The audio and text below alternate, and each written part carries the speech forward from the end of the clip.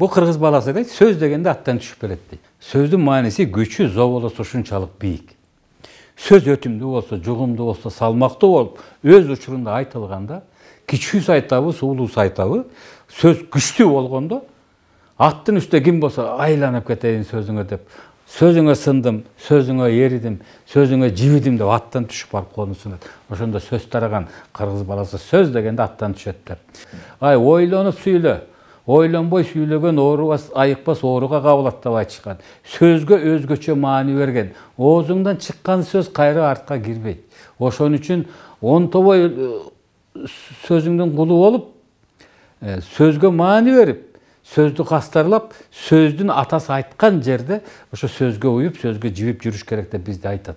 Ulular süylegen jerde kичүүлөр кыпчылган эмес. Ulular уруксат бергенде кичүүлөр сүйлөгөн. Улуулар суроо бергенде кичүүлөр жооп берген. Улуулар айтмайынча кичүүлөр ошону угуп отурушкан бул биринчиден. Улуу сөздү а дегенде көптү билген, көптү көргөн, жашына карабаган улуу аксакал, билген аксакал сүйлөгөн. Аксакал 50 жашта болушу мүмкүн, бирок аны аксакал деп төрөгө отурушкан адамдардын жашы 60-70 болушу мүмкүн. 70-80деги 60тан ашкан карыялар отуруп алып, аксакал деп көптү көргөн адамды, сөзү жугумдуу адамды, сөзү өтүмдүү, мааниси терең адамды төргө чыгарышкан. Мына Тоголок молда, Арыстанбек, мына ушул кишилер Калыгуловия, мына ушул кишилердин сөздөрүн жашына карабай төргө чыгарып, ушул кишилердин сөздөрүн укугун тукка жарачкан. Калыгуловия менен жолукканда ушинтип айтты эле, Арыстанбек ушинтип урдады эле депчи.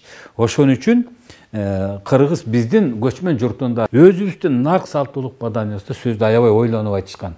Сөз орду менен чыгыш керек болгон. Ар кимдин өзүнүн катмарындагы сөз мамилеси болгон, сөз маданияты болгон, ырыс алтын тымак, ырашкерчилик кылалы, кеңешип кескен бармак оорубайт деп, мына Кыргыздын кийинки сөз маданиятын изилдөөчү Касым Тоностанов, Белек Солтоноев, Зияш Бектенов, Касымалыжан Төшүп дегендер, Ал Тукумбаев дегендер, эмне деген өткөн берүүдө сиз экөөсүнүн жолугуңузда айтып өттүм эле.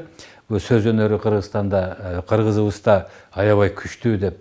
Биздин бир философиялык, чоң философиялык эмгектерди эки эле сапка батырып койгон биздин лакаптарыбыз, макалдарыбыз бар.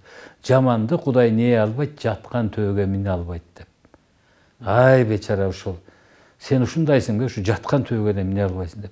Же болбосо бир ата-энесин жакшы көргөн жетке жамандын атасын төөдөн ит кабат деп койчу экен. Эй мырзам, төшөккө карап бутуңду сун. Жылкыны карап ышкыр деп. Шакылдаган келинди үй чечкенде көрөйүн. Бакылдаган текени суу ичкенде көрөйүн деп. Кул кутурса кудукка кайрмак салат деп бегирчилерге айткан экен. Бузулган элге бучуктан молда деп, уруктан чыккан башчысы дагы өзгөчөлөнбөй жаман чыгып калса ошондой сөздөрдү айтчу экен. Мына карачы, эмне деген сөз? Бул эки эле макал, бир эле макалдын негизинде бир чоң илимий эмгектерди жазса болот. Сөз уюткусу. Өз элиңди, өз тилиңди, өз ата салтыңды үйрөн, бил. Жана аны көздүн карегиндей аяр сакта. Ал сенин өмүрүң, көрөр күнүң.